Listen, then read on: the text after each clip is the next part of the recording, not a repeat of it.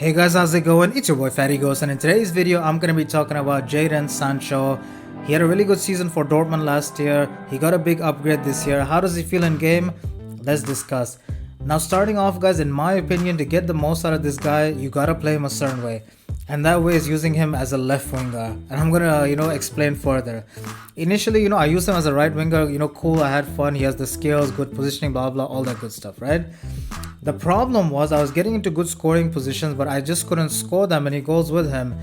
And the reason is, so when you have a right-footed right winger who has a 3-star weak foot, the most effective way to score is those cross-body shots across goal going far post. The problem with that is it's quite predictable. Another thing is it requires shot power, which Jadon Sancho does not have. So even though I was getting into good positions, I was struggling to score. I then saw that he has a finesse shot trait, and so my mind started working. I was like, okay, let me play him on the left. Honestly, guys, he was a different player. He felt so much better scoring goals, all that good stuff, and I'm gonna discuss later why. So looking at the card, guys, starting off chemistry style, you gotta go with the hunter. He needs the shooting boost, he needs the pace boost. Pace wise, guys, 83 pace overall, 86 acceleration, 81 sprint speed. In my opinion, is just about good enough. It's not great. You can't just hold sprint and just run past everyone. It's not like a Mbappe, anything like that. I'd say it's good enough. He has that the good acceleration. So coming out of skill moves, he has that burst of pace, and skilling is sort of the main part of his card. And yeah, guys, the good dribble sort of makes up for that little bit lack of pace. So I'd say at this point in the game, it's still usable. So I'd say the pace is just about good enough. Not great, not too bad either. We move on to the shooting, guys, and this is where it's like I've got mixed feelings about this. So when I moved into the left, guys, that finesse shot changed the game. Finesse shot trait this year is I wouldn't say it's broken, but it's definitely a very effective way to score.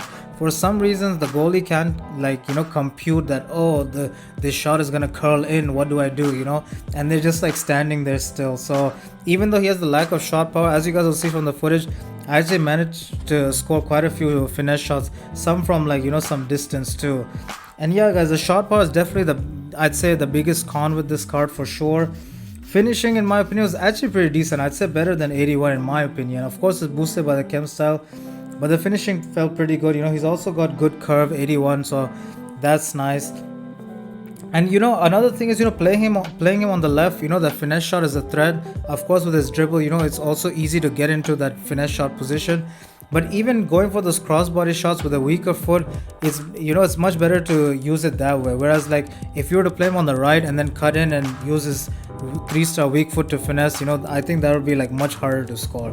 So yeah, guys, I hope I've sort of clarified, and I hope it's easy for you guys to understand what I mean.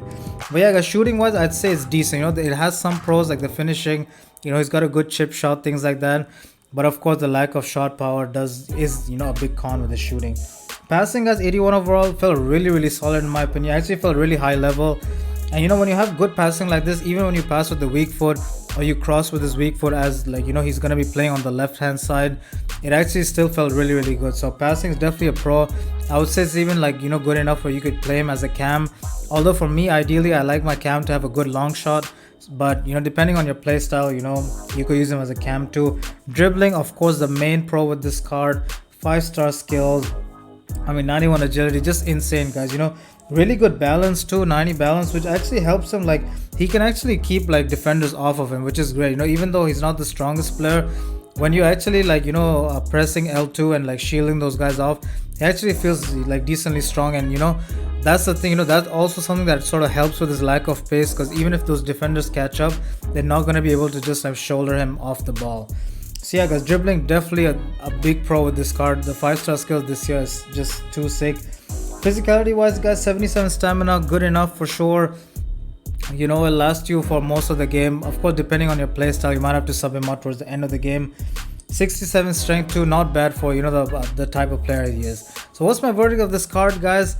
Overall, I think he's a sort of card that maybe is not fully meta, so it sort of depends on your playstyle. If you're someone that likes to dribble past people and take players on, like to skill, things like that, I think you'd get some enjoyment out of this card. Other than that too, there's not that many right wing options in the game at the moment, especially when you consider Bundesliga too. It's just Gnabry and Bellarabi, and in my opinion, he's better than the both of them. And yeah, guys, as far as price too, he's around 16.5k, and he's not gonna go down just because of his rating. So yeah, guys, hope you found this review useful. Please like and subscribe. I'll see y'all soon. Peace.